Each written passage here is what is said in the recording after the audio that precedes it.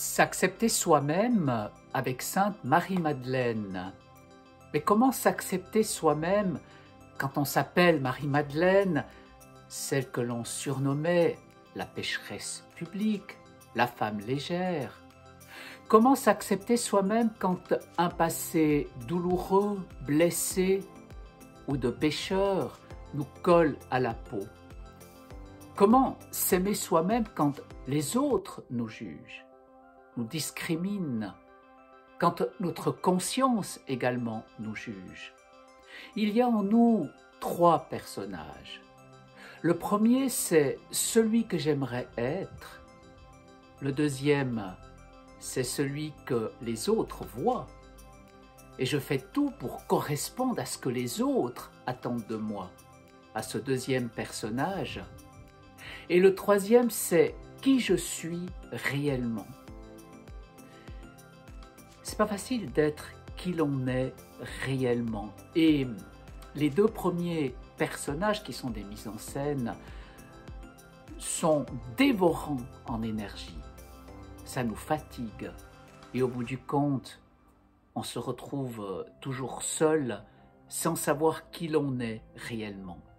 Marie-Madeleine, si on lit Luc au chapitre 7, vient vers Jésus avec son passé, avec son présent, elle vient telle qu'elle est.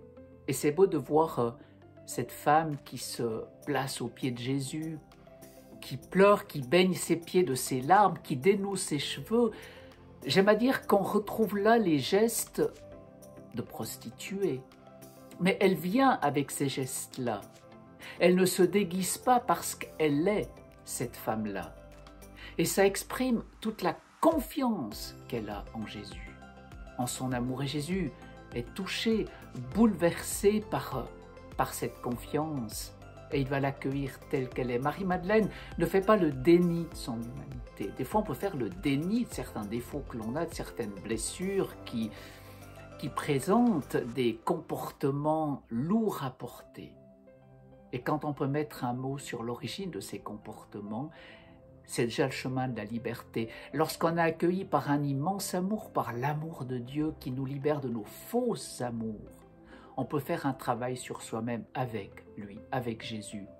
Et on peut aller à la rencontre du personnage que l'on est vraiment. On avance bien plus vite avec de l'amour et de la tendresse qu'avec de la sévérité et de la dureté. Cela ne sert à rien d'être négatif, jugeant, discriminant sur les personnes. Mieux vaut révéler à quelqu'un ce qu'il porte de plus beau, sans lui parler de ses défauts. Et ça sera la clé de la conversion, la clé de la libération. Comme le dit si bien Saint François de Sales, rien par force, tout par amour.